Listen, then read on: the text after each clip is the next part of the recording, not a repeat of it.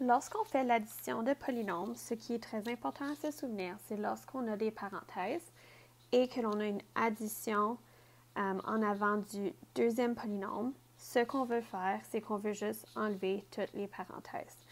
Ceci parce que c'est comme si on mettait l'addition avec tous les signes qui se trouvent dans notre deuxième polynôme, mais l'addition ne va pas changer le signe. Si c'était une soustraction, et comme on va le voir dans la prochaine vidéo, ça changera le signe, mais ici, ça ne va pas changer le signe. Alors, ce qu'on va faire, on va juste enlever toutes nos parenthèses. Alors, ce qu'on va avoir,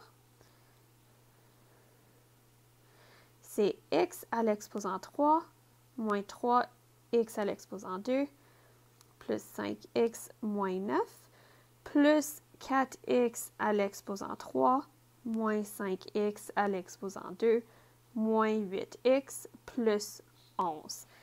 Là, je regarde et je vais devoir mettre mes termes semblables ensemble pour simplifier mon polynôme.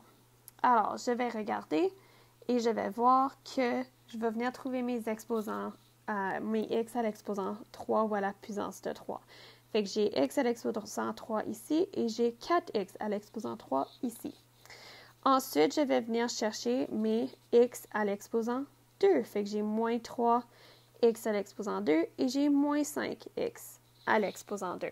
Fait que ça veut dire que ces deux termes-là vont être regroupés, vont être mis ensemble.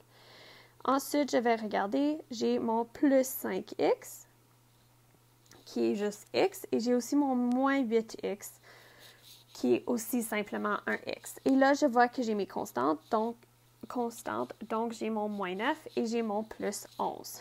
Alors, je vais regrouper mes termes. Alors, je vais avoir x à l'exposant 3 plus 4x à l'exposant 3, moins 3x à l'exposant 2, moins 5x à l'exposant 2, plus 5x, moins 8x, moins 9 plus 11.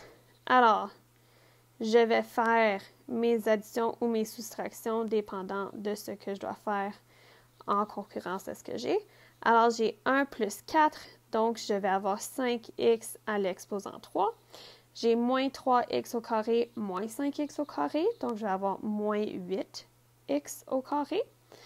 Ensuite, j'ai 5x moins 8x, donc je vais avoir moins 3x. Et j'ai ensuite moins 9 plus 11, donc je vais avoir plus 2. La prochaine chose que je veux vérifier, est-ce que mes exposants, donc mes termes, sont-ils en ordre décroissant des exposants? Je vois que mes exposants vont de 3, 2, 1, et ensuite aucune variable. Et donc oui, ma réponse est bonne. L'ordre de mon polynôme est